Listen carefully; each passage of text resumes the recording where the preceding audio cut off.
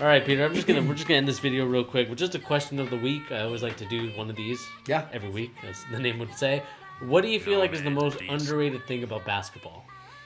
I think, in my opinion, it would be team chemistry. Team chemistry. Okay. I think it's getting more focused this season because of the Cavaliers' drama. Mm-hmm. But in the last maybe I think this decade especially, people focus more on the super teams and putting together the most superstars they can, rather than playing players that enjoy being together.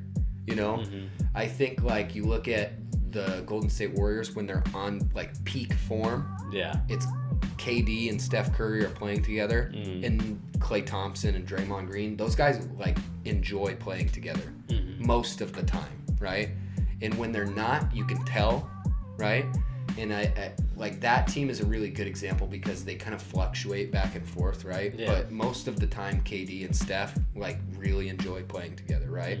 But then you look at a team like the Cavaliers, who I feel basically all of their issues, not so much now, but before the trade deadline, all of their issues was stemming from team chemistry, toxicity in their locker room. Yeah, I enjoy that, and I think talking about my Knicks, my favorite team, right? I think when we were at our peak form, and some people were saying we were going to make the playoffs before KP got hurt, right? Kristaps got hurt.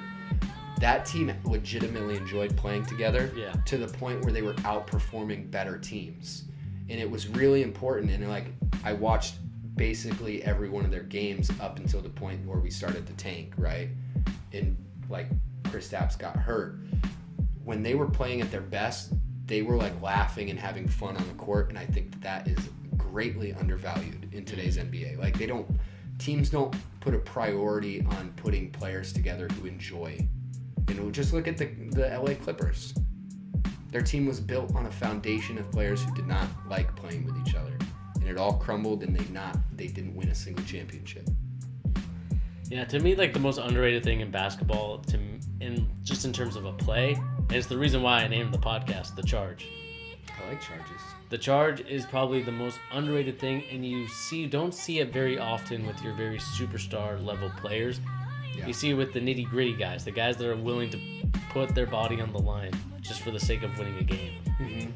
And that's the reason why I named the podcast The Charge, is because I feel that's what we do. We do all the nitty-gritty hard work to kind of one day... You're damn right, Bernie.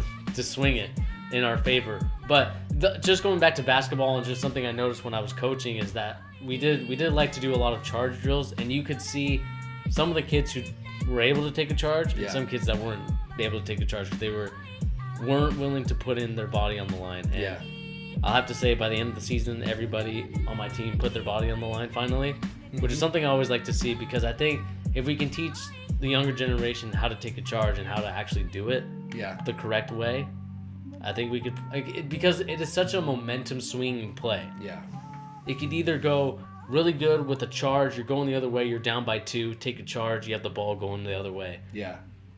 Or continue. Sorry. No, I was just gonna say that, or if it's a block, then it just kind of kills the momentum. Yeah.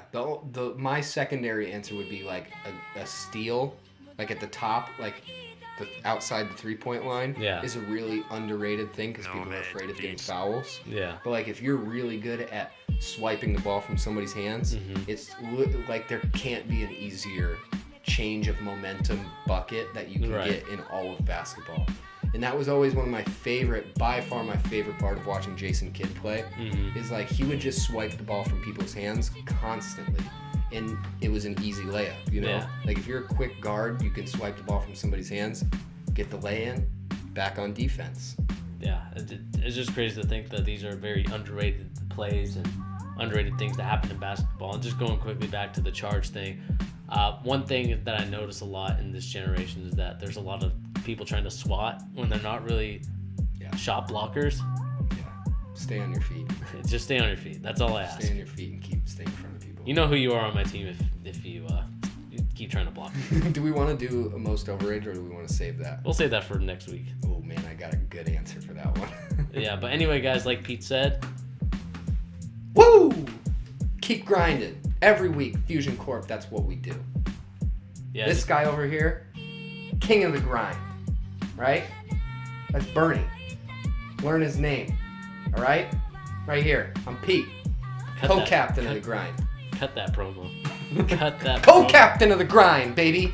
Out here every week. Blood, sweat, and tears. The Fusion Corp sweatshop, all right? Putting out daily content for you. Hit that like and subscribe button. We love you. We appreciate you people who watch every week. Even you people who dislike, all right? You fuel the grind, right? Thank you. We need you. Shouts out. Justin Caldero. Shouts out. William Nimbach. Thank you guys. Day one supporters. Appreciate you.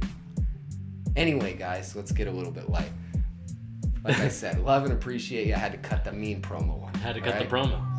Bernie, you got any closing comments? I gotta wind down a little bit. The only thing I'll have to say is just make sure to share this, guys, with your basketball enthusiast friends. That's probably going to be the new saying I'm making on the channel. Just remember to share this with people that love basketball. Hopefully it'll reach out to them and they can connect with our content. Yeah, now that I've calmed down a little bit, one thing that I think we don't necessarily talk enough about is, like, we don't necessarily consider ourselves experts of basketball. I know for a fact that I don't.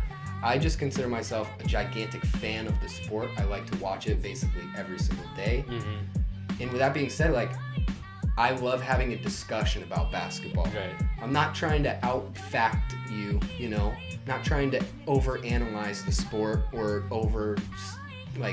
analyze statistics, advanced metrics. Yeah. I don't care.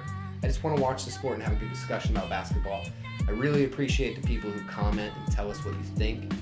It means a lot, you know. That's what we're here for. We want to have discussions with you guys. Yeah, and I don't mean this to turn into like a reasons why the channel works so well, but I think the reason why this works so well is because we have different perspectives. We got someone who's a fan, someone that watches basketball daily, and you have me who does I'm more the inside with the coaching stuff that I've been doing, and also being a fan along with him of the NBA. So I think that's the reason why this works so well. We have two different perspectives of how an NBA team should look and what the NBA needs to look like. Yep, I agree. We love you guys. Thank you for watching. Come back, check out our content. Peace. Peace.